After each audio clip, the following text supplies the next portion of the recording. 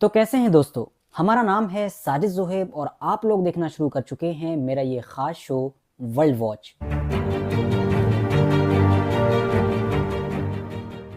और आज के वर्ल्ड वॉच में हम लोग बात करेंगे इजिप्ट मतलब कि उसी मिस्र की कि जो पूरे ही मिडिल ईस्ट में, पूरी मुस्लिम दुनिया में इजराइल का सबसे पक्का और सबसे बड़ा दोस्त माना जाता रहा है। मगर अब हालात बदल रहे हैं। पिछले कुछ दिनों से लगातार हवा का रुख जिस तरफ को जा रहा है, उससे तो यही अंदाजा लग रहा है कि मिडिल ईस्ट का ये सबसे पक्का इजराइल का दोस्त अब शायद उसका सबसे बड़ा दुश्मन भी बन सकता है। इजिप्ट पर बात करें उससे पहले एक नज़र टर्की के राष्ट्रपति रजब तैयब अर्दोगान के ऊपर भी डाल लेते हैं।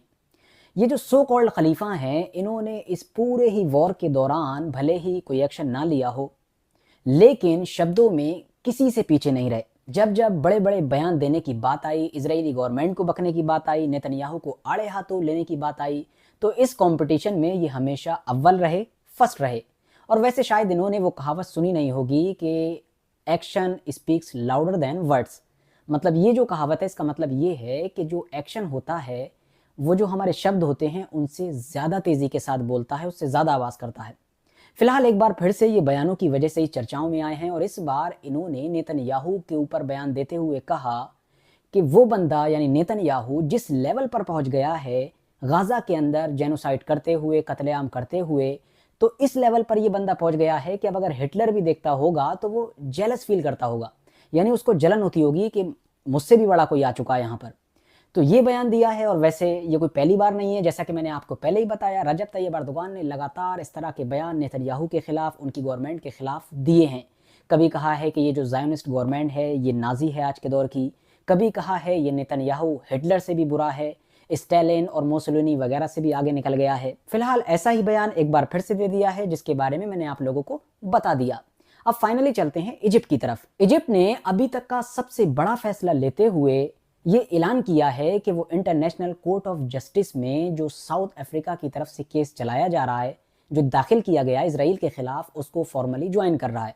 यानी कि साउथ अफ्रीका के साथ अब इस केस में वो भी खड़ा हो गया है इसराइल के खिलाफ। वैसे इससे पहले कुछ और देश भी ज्वाइन कर चुके हैं, जैसा कि टर्की ने भी अभी हाल ही में ऐलान किया था, और कोलंबिया जो कि साउथ अमेरिकन कंट्री है उसने भी ऐलान किया था। तो अब उस लिस्ट में इजिप्ट यानी कि मिस्र का भी नाम जुड़ गया है। लेकिन इजिप्ट का नाम जुड़ना इसलिए भी खास है क्योंकि ये तो इसराइल का सबसे पक्का दोस्त माना जाता है। वैसे आपको बता दूं, इस पूरे वॉर के दौरान भी इजिप्ट और इसराइल के रिश्ते खराब नहीं हुए, चकाचौंध चलते रहे, बढ़िया चलते रहे। मुसीबत जब आई, जब अभी कुछ दिन पहले या कह सकता हूँ एक आध हफ्ता पहले ही इसराइल ने रफा पर अटैक किया और रफा की क्रॉसिंग वगैरह को घेर लिया, यानी कि फिलिस्तीन वाली साइड पर अब कब्जा कर लिया। और जब बात अपने ऊपर आ गई, अपनी सुरक्षा पर ही खतरा मंडराने लगा, बिल्कुल बॉर्डर पर पहुंच गया इसराइल लाख धमकियों के बावजूद, तब इनकी अकल ठिकाने आई। अब ये भी सोचने वाली बात है कि वो इजिप्ट जिसके ऊपर 34-35 हजार आम लोगों की जान चले जाने के बाद भी कोई असर नहीं पड़ा था, हजारों बच्चों की मौत हो गई, हजारों औरतों की मौत हो गई, बूढ़े बुजुर्गों और बेगुनाह लोगों की मौत हो गई, कोई फर्क नहीं पड़ा। अब वो फौरन गुस्से से खोल उठा। क्यों? क्योंकि अब उसके ऊपर आने लगी इसराइल, अब उसके बॉर्डर पर पहुंच गया। और अब क्या कर रहा है? अब वो धमकियां भी दे रहा है, अब वो ये भी रेड लाइन भी बता रहा है कि ये हमारी रेड लाइन है।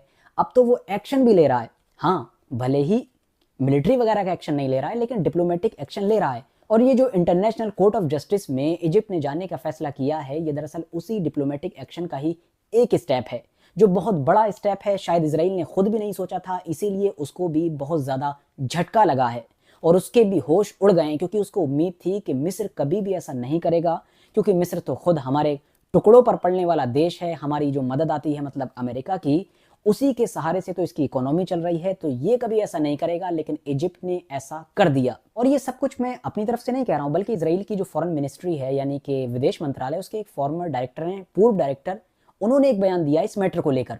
इनका नाम है एलोन लायल और इन्होंने कहा है कि ये वाकई इसराइल के लिए बहुत बड़ा झटका है कि मिस्र जैसा देश भी इंटरनेशनल कोर्ट ऑफ जस्टिस में उसके खिलाफ पहुंच चुका है। क्योंकि हमें याद रखना चाहिए, इनके मुताबिक, यानी इन्होंने कहा है कि हमें याद रखना चाहिए कि आज मिडिल ईस्ट में और नॉर्थ अफ्रीका में भी जो इसराइल के जितने भी रिश्ते वगैरह हैं आज देशों के साथ, जिनके साथ कनेक्शन हैं, वो चाहे जॉर्डन हो, यूएई हो या मोरक्को, कोई भी हो इधर का, उन सब के पीछे कहीं ना कहीं मिस्र का ही हाथ है। क्योंकि मिस्र ने ही सबसे पहले 1979 में पीस डील की थी इसराइल के साथ, और उसके बाद ही धीरे धीरे बाकी मुस्लिम देशों ने भी इसराइल की तरफ हाथ बढ़ाया था या फिर जबरदस्ती हाथ बढ़वाया गया था। तो अब इसराइल के खुद के विदेश मंत्रालय के एक पूर्व डायरेक्टर अगर ऐसा बोल रहे हैं तो आप समझ सकते हैं कि ये इसराइल के लिए कितना बड़ा झटका है। जाहिर है इससे पूरे इलाके की राजनीति बदल भी सकती है और एक्सपर्ट्स लगातार ये बता रहे हैं कि आने वाले दिनों में हम देखेंगे कि इन दोनों के बीच रिश्ते लगातार खराब होते चले जाएंगे और मुमकिन है कि कुछ दिनों के बाद ये दोनों अपने अपने एम्बेसडर और डिप्लोमेट्स को एक दूसरे के यहाँ से वापस बुला लें। फिलहाल हमास का भी बयान आ गया है। हमास ने इजिप्ट का शुक्रिया अदा किया। उसने कहा ये जो कदम उठाया है हम इसका वेलकम करते हैं और हम शुक्रगुजार हैं इजिप्ट के। और साथ ही साथ बहुत लंबा उन्होंने पूरा लेख लिखा है जो मैं यहाँ पर नहीं सुना सकता, बस इतना समझिए। साथ ही साथ उन्होंने ये भी कहा कि बाकी अरब देशों से भी हमारी यही उम्मीद है, यही होप करते हैं हम कि वो भी इसी तरह का कदम उठाएंगे और इस लिस्ट में शामिल होंगे। यानी साउथ अफ्रीका के साथ इंटरनेशनल कोर्ट ऑफ जस्टिस में इजराइल के खिलाफ खड़े होंगे उस केस में जो जेनोसाइड के लिए दाखिल किया गया है। फिलहाल दोस्तों आज के लिए बस इतना ही। वीडियो अगर वाकई जानकारी से भरपूर लगी हो, वीडियो को लाइक कर सकते हैं, दोस्तों के साथ शेयर कर सकते हैं और ऐसे ही वीडियोस आगे देखने के लिए इस चैनल को जरूर सब्सक्राइब करें ताकि जब भी मैं नई वीडियो लेकर आऊं तो आप लोगों तक सबसे पहले पहुंच सके।